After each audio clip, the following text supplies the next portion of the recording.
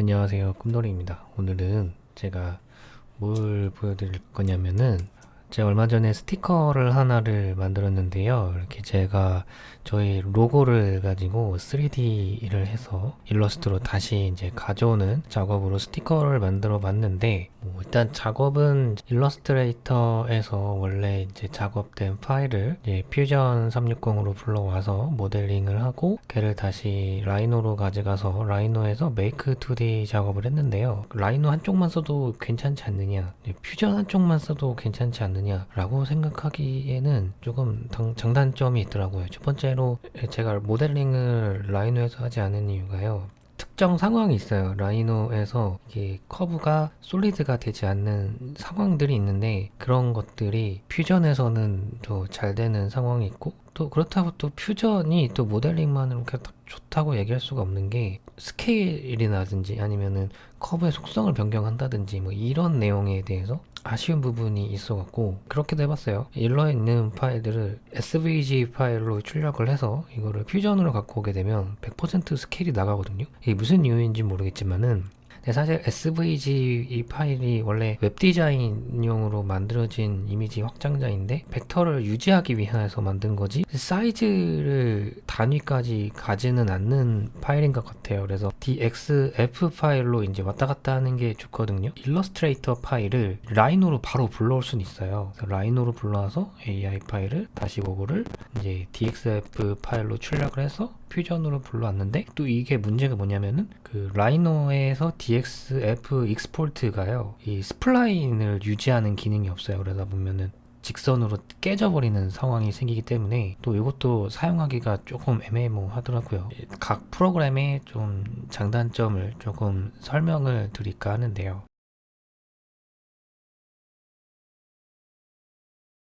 이제 직선도 있고요. 지금 이렇게 스플라인이 들어가 있어요. 이렇게 보면은 이렇게 핸들러가 있죠. 여기는 지금 라운딩으로 들어가 있는 애죠. 이렇게 보면은 이제 이런 점이 있다라는 거는 이제 라운딩이 있다는 뜻이 돼요. 이것도 지금 안 들어가 있는 거죠. 이렇게 보면은, 자, 이런 식으로 이제 호도 있고, 호가 있으면은 일러스트레이터에서 이런 식으로 이제 인식을 해요. 각형이라든지 뭐 이런 거를 인식을 하는데, 여기도 한번 볼까요? 얘는 지금 그러면은 스플라인인 거예요. 얘도 보면은, 근데 얘도 지금 스플라인인 거고 여기도 스플라인이 된 거고, 이거를 유지를 하면서 왔다 갔다 해야 돼요. 그리고 사이즈도 변경되지 말아야 돼요.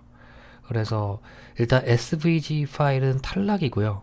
그리고 라이노에서 DXF 익스포트도 탈락입니다.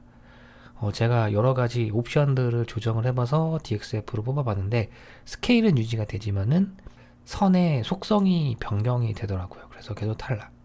자, 그래서 이걸 어떻게 할 거냐면은 여기서 이제 복사를 해서 커맨드 C 하고,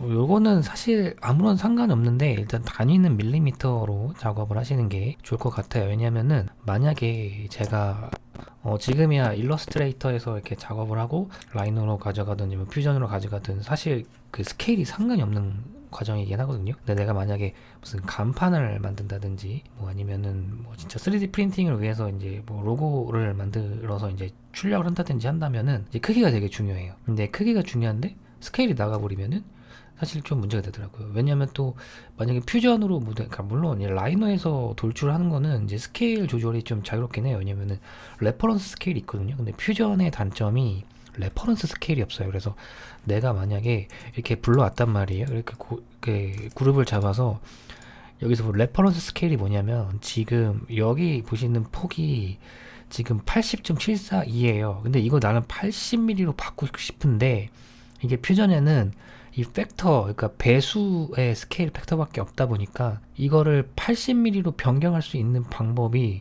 현재 크기를 알고 내가 바꿀 크기를 알아서 그걸 분수로 이렇게 바꾸는 뭐 이런 과정을 해야 되는데 굉장히 번잡하다 이거죠. 이런 식으로 그냥 바꾸기만 하면 되는데, 내보내기를 한번 해볼게요. 내보내기 형식, 대지 사용은 필요 없고, 여기 보니까 이제 DXF가 있더라고요. 여기 SVG가 있는데 얘가 스케일이 조금 작아집니다. 그래서 제가 DXF 파일로 내보내기를 할 거고요. 여기는 제가 옵션을 뭐 건드려 본 적이 없긴 한데요. 일단 기본 옵션이 이제 최대 편집 가능성 요걸로 이제 내보내기를 해봤고요. 자, 표준으로 불러와 보면요.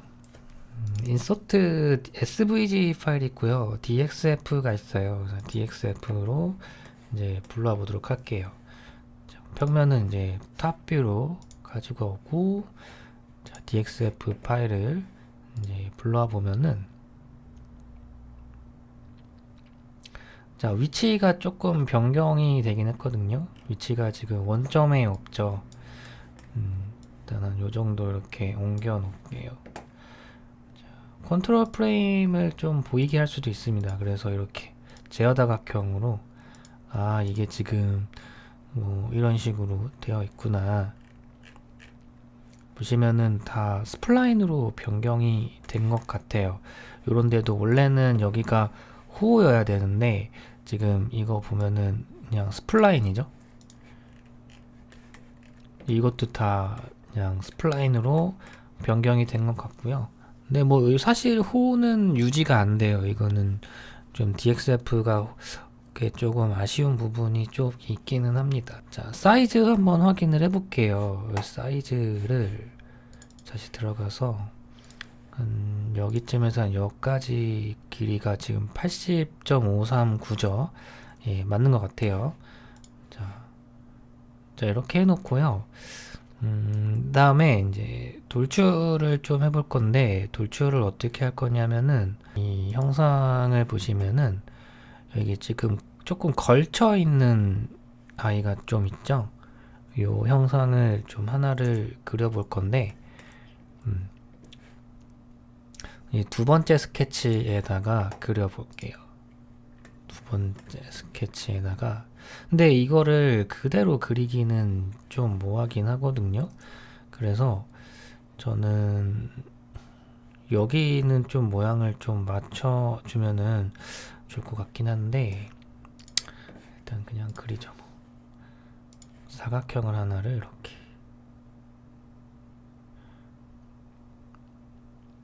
여기를 좀 담는 식의,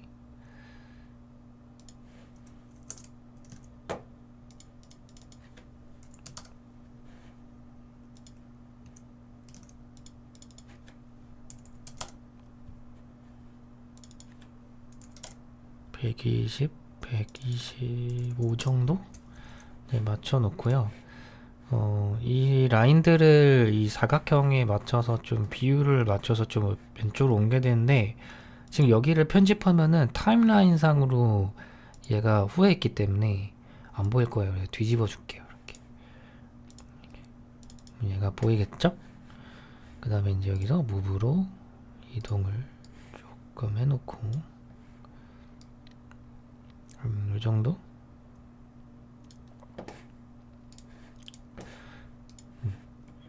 맞춰 놓은 다음에요. 그 다음에 익스트루드를 조금 해놓습니다. 한 40 정도 해놓고, 그 다음에 이제 필렛을 조금 넣어서 30 정도, 40 정도, 35 정도가 적당할 것 같거든요. 자, 그 다음에 여기를 음각을 좀 줄까 해요.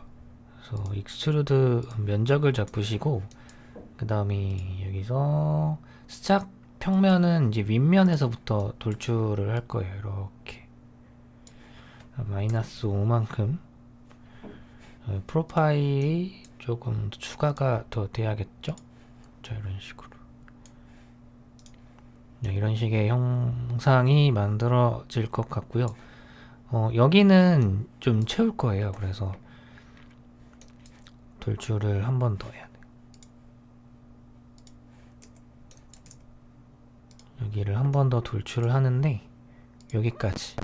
근데 합칠 거거든요. 그래서 조인을 해주시면은, 자, 요런 식의 형상이 이제 만들어지게 될 것 같고요. 이제 프로파일 면적을 기준으로 이제 모델링을 할 수가 있기 때문에 이런 거는 좀 모델링이 조금 이럴 수도 있죠. 뭐 프레스풀 같은 경우도 이런 식으로 이제 면을 밀어서 조금 이제 위치를 변경한다든지, 요것도 아마 밀릴 것 같긴 한데 뭐 어떻게 될지 모르겠어요. 같이 밀리네요, 이거는. 근데 이거는 이제 필렛을 조금 바꿔야 되는 부분이 좀 있어요. 38분 정도. 네, 여기가 조금 짧거든요. 그래서 요 스케치를 조금 130 정도. 그래서 여기보다는 여기가 조금 더 좁으니까 이 스케치 평면을 조금만 옮길게요.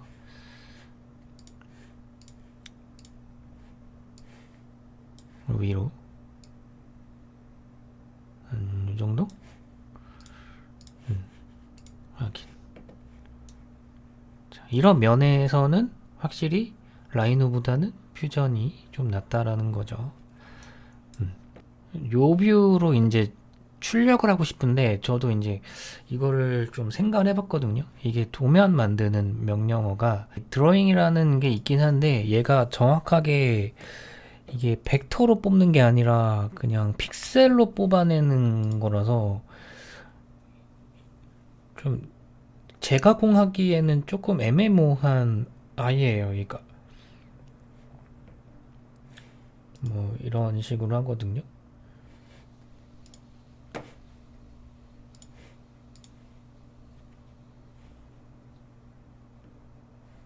어느 방향이죠?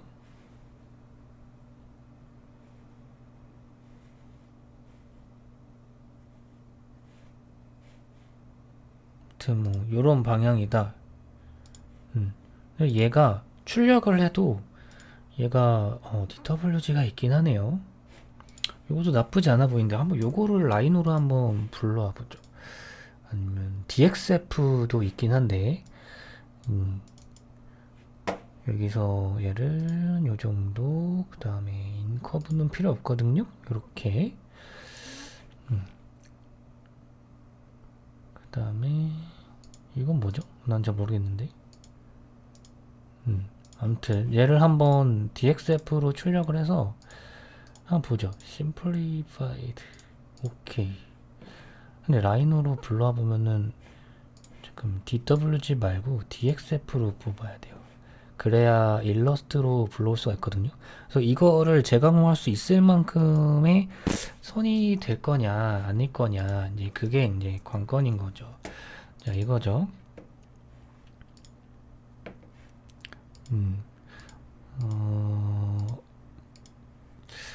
쓸 수는 있을 것 같긴 한데요. 요거 가지고는 조금 힘들 것 같고요. 왜 그러냐면은 채색을 할 수가 없거든요. 이렇게 해버리면 이게 선이 다 끊겨 있어 갖고 채색을 하기가 좀 애매모호해요. 그래서 아웃라인만 따로 이제 구할 수가 있어야 되거든요.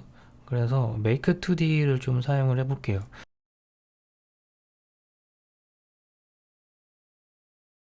라이노의 메이크 2D를 좀 사용을 해서 이 익스포트를 얘를 스텝 파일로 좀 불러오거나, 아니면 SAT 파일도 나쁘지 않더라고요. SAT가 근데 그 키샷으로는 넘겨봤는데 그 라이노로는 안 불러봤어요. 한번 해보죠. 이것도 가져오기를 해서 SAT 당연히 안 불러지네. 여기 플러그인이 없네요. 익스포트를 해서 스텝 파일로, 보통 스텝 파일로 많이 하거든요. 근데 스텝 파일이 좀 단점이 몇 가지가 좀 있기는 해요. 이런 거는 문제가 없을 거예요. 이렇게 재선색은 이제 검정색으로, 자, 이런 식으로 불러져 있고 있는데, 여기 지금 희끄무리한 거는 제가 그 환경 설정에 고스트 뷰를 제가 좀 건드려서 그런 거거든요.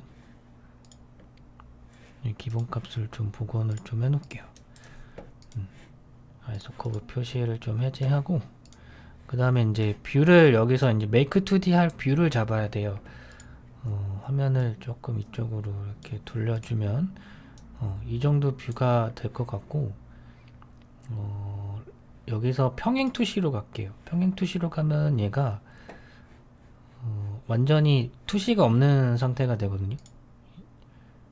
지금 이거랑 여기서 렌즈 길이가 50이었단 말이에요. 그러면 얘가 조금 와요. 근데 이게 좀 귀여운 맛이 없어요. 투시가 좀 있으면. 그래서 좀 평행뷰로 가서 조금 작게 보이는 듯한 느낌을 좀 주면은 좋을 것 같고요. 이 상태로 이제 메이크 2D를 하게 되면 이제 이런 식으로 진짜 현재 보여지고 있는 뷰를 이제 출력을 하게 되는데요. 은선 필요 없고요. 그 다음에 그룹 출력. 이게 선이 다 쪼가리가 되어서요. 여기가 지금 은선 필요 없고 장면 실루엣. 이거는 지금 이게 아니더라도 따로 뽑을 수가 있긴 한데 이게 레이어로 따로 뽑혀요. 그래서 이것도 나쁘지 않습니다. 그래서 이렇게 적용을 해주면 이제 탑에서 봤을 때 이제 이런 식으로 이제 뽑아줘요. 근데 여기서 보면은 장면 실루엣이 따로 있거든요. 이렇게. 근데 문제는 얘가 이제 조인이 안 돼 있어요. 이거 그대로 이 일러로 가면은 여기 일러스트레이터에서 조인을 해야 되는데 그게 좀 빡세요. 그래서 요거를 일러에서 어떻게 하냐면은 여기 이렇게 두 점을 잡아요. 그냥 마우스 오른쪽 다 누른 다음에 결합. 이거를 끊는 데마다 다 해야 되거든요. 귀찮잖아요. 그래서 여기서 조인을 해주셔야 돼요. 이걸 하나 해주고 그 다음에 채색할 면적을 몇 개 구해야 되거든요. 일단은 전체 채색은 제가 흰색으로 할 거고요. 그리고 여기 그리고 여기 그리고 여기 요 면적 여기 면적을 제가 그 남색으로 색칠을 할 건데 이게 다 보면은 이게 그룹이 잡혀서 있어서 그렇지만 이게 지금 보면은 다 쪼가리들이에요. 이게 그러니까는 조인이 안 돼 있죠. 조인을 할 수도 없어요. 사실 이걸 다 같이 조인한다고 해서 이게 닫힌 커버가 될 수도 있는 것도 아니고 이게 면적으로 잡히는 것도 아니고 조금 뭐 여기 와서 뭐 어떻게 뭐 트림을 할 것도 좀 아니고 좀 애매모호하다라는 거죠. 그래서 어떻게 하냐면은 커브블 영상 있잖아요. 얘를 실행합니다. 이렇게 잡아서 내가 이제 채색하고자 하는 면적을 이제 이렇게 찍어주는 거예요. 이렇게 이렇게 칠할 거거든요. 이게 지금 레이어 1번으로 갈게요. 레이어 1번에 레이어 변경 해서 여기다가 이제 코발트 블루라고 입력을 해 놓을게요. 그리고 만약에 뭐 이런 데에도 내가 이제 채색을 하고 싶다 그러면 이제 한 번 더 가는 거죠. 그 부분 이번에는 조금 색다르게 해볼게요. 여기랑 여기도 한번 채색을 조금 해볼게요. 이렇게 여기도 해볼까요? 여기도 이런 식으로 다른 색깔로 여기다 옮겨놓을게요. 제 레이어 변경. 여기를 제가 안 했거든요. 여기다가 한 번 더 커브 부분을 해서 얘는 이제 코발트 블루에다가 레이어 변경.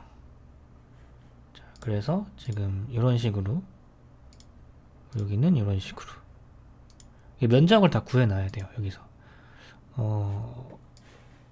사실 제가 그 일러스트레이터에서 그 면적대로 이렇게 색칠하는 그 명령어를 몰라요. 그래서 그래요. 제가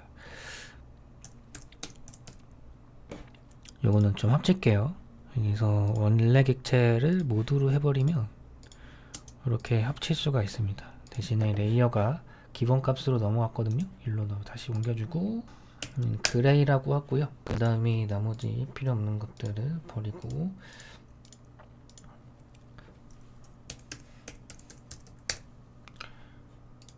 여기 있는 선도 조인할 수 있으면 최대한 조인을 해주면은 됩니다. 어디로 조인될지 몰라요. 이런 것들 이렇게 막 조인되고, 조인 안 되는 것도 좀 있어요.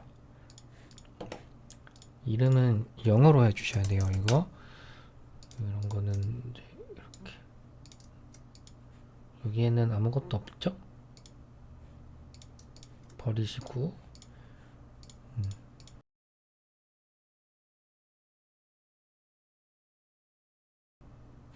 이 상태로 그 다음에 얘를 선택된 객체 내보내기, 그 다음에 AI로 내보내기. 어차피 일러스트로 갈 거니까 상관없고, 그 다음에 이제 일러스트레이터에서 이제 한번 불러와 볼게요. 이 작업을 못해요. 그러니까 퓨전에서 하면.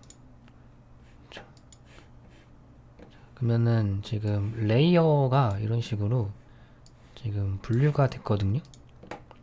지금 패스가 이제 이렇게 돼 있는데, 이런 거 이제 그냥 그룹 잡아 놓으셔도 됩니다. 한글이었네요. 그룹을, 요걸 눌러야 돼요. 이렇게 그룹 잡아 놓으면은 이런 식으로 하나가 됩니다. 그다음에 아웃라인은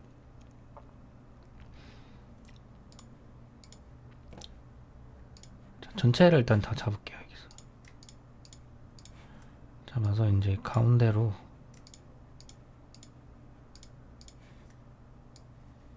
좀 옮겨 놓고, 요 놈을 잡아서 색칠을 하나 해보죠. 일단 배경색을 하나를 깔았는데, 제가 배경색을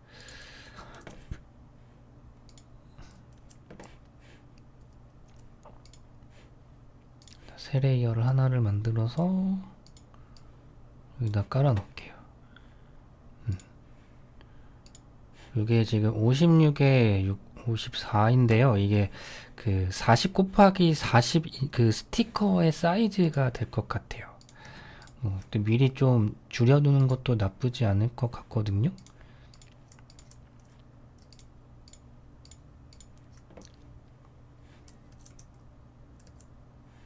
사이즈가 안 보이네요.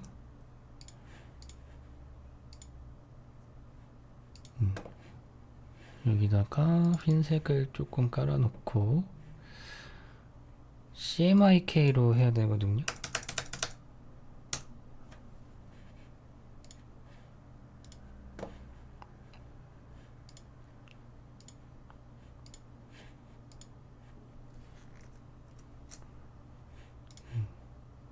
얘가 너무 작아서 안 보이죠?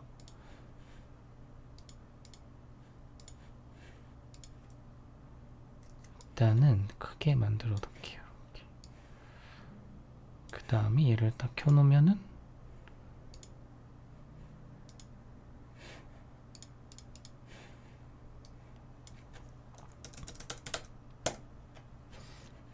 이런 상태가 될 거고, 얘를 딱 키면은 이렇게 될 거고.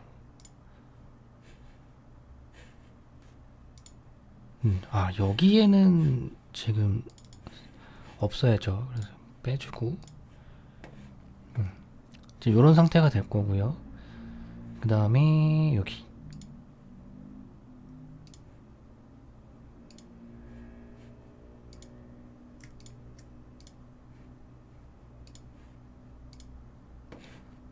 여기다가는 이 스트로크는 빼주시고, 여기다가 약간의 그레이를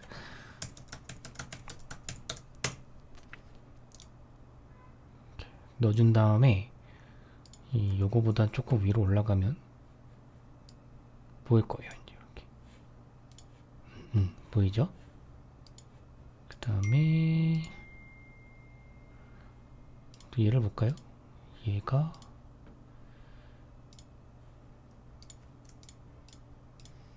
여기는 요 색감이거든요.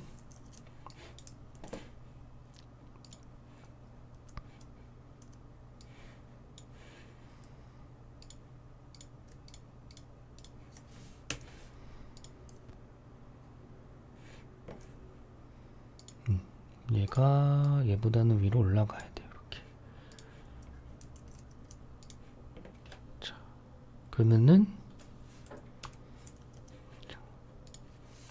뭐 상황에 따라서 아웃라인을 조금 두껍게 하는 경우도 있거든요. 아니면은 또 얘도 조금 두껍게 할 수도 있는데 일단은 색을 다 칠했으니까 이제 사이즈를 맞춰야 돼요.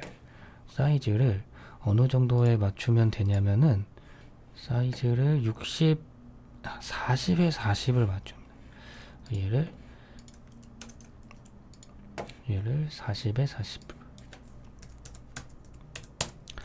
요 정도 사이즈죠. 그 다음에 나머지를 다 잡아서 여기 안에다가 이제 다 넣어주는 거죠. 그러면 이제 스트로크가 이제 두꺼워질 거예요. 이제 왜냐면은 작아지니까. 근데 스트로크는 스케일이랑 상관이 없거든요. 그래서 여기서 오히려 얇아졌으면 얇아졌지 두꺼워지면은 좀 그럴 거다라는 거죠. 자, 그래서 얘를 요거 이렇게 선택을 해서 지금 획 두께가 0.3mm인데 0.1mm 정도, 0.25mm 정도, 이 정도가 적당할 것 같고, 아웃라인은 0.5mm네요. 0.35mm 이 정도. 너무 두꺼우면 또 그래요. 자, 대지 설정 해줄게. 40에 40.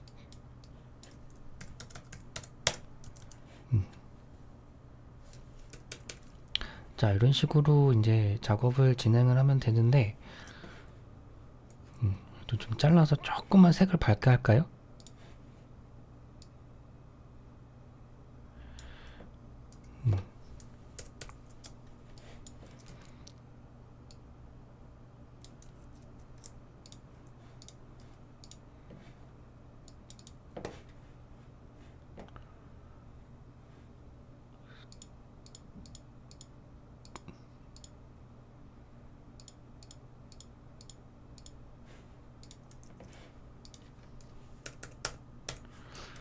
색상이 변경이 된 것 같은데 K만 조금 빼놓을게요. 이렇게.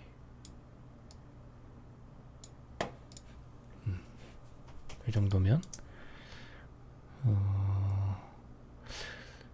여기 색상을 K10을 하고 오히려 여기 색상을